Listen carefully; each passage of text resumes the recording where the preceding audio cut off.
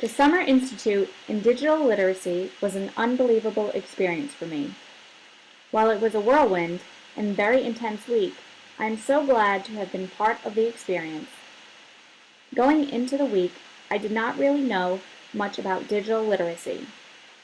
I know that it had something to do with using technology to help students with their learning.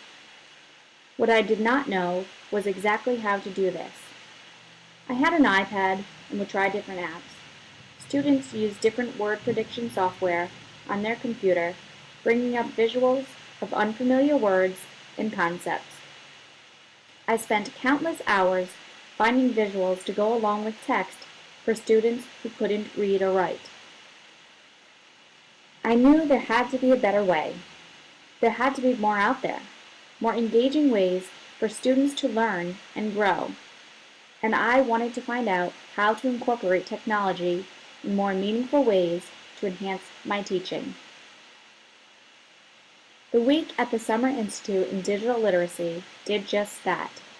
It unlocked the door to a whole new way of teaching and learning.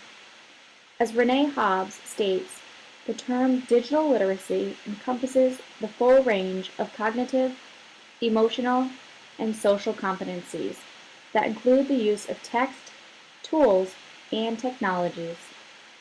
The competencies of digital literacy allow students to access, analyze, and evaluate, create, reflect, and act. The Institute demonstrates ways of how we can incorporate all of these into our teaching.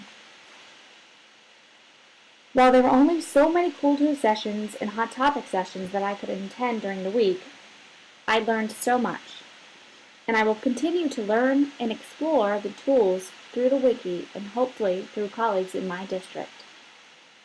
Here's just a small list of some of the amazing tools that I learned throughout the experience. Powtoons, Poplet, iMovie, Flipgrid, Picto, Graphite, which is a platform to find apps, games, and websites for students to go along with lessons, units, and even align to Common Core. Reese taught us about project-based inquiry and the Wonder Box. I learned how to provide structure and resources for students to conduct their own research by providing custom searches. My partner taught me about a Google Doc, a way to work on a document or projects at the same time. I learned how to make a screencast. Last but not least, I learned to design a web page for my dyad project. These are just some of the few tools out of the many that were offered to us at the Institute. I think this week has had an impact on the way I think about academic content.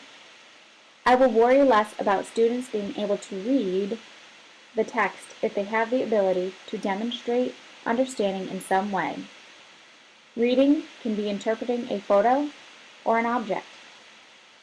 Sometimes I feel we get swept up in new standards or the new evaluation system and lose sight of the important aspects of teaching. Custom searches will allow students to gain confidence and learn how to find important resources rather than feeling overwhelmed. In my teaching, I will allow students to be more active and responsible in the learning process. For example, when finding vocational placements, rather than me choosing the placement, finding out the details and what the students need to know at the job placement, the students will be more engaged. They will conduct the research and conduct observations and learn what they need to know to be successful on the job. I am looking forward to a more active and engaging classroom environment where students will go through the process, analyze, evaluate, create, and reflect on their progress. Some next steps for me in Narragansett will be to continue to stay engaged with Created using Powtoon.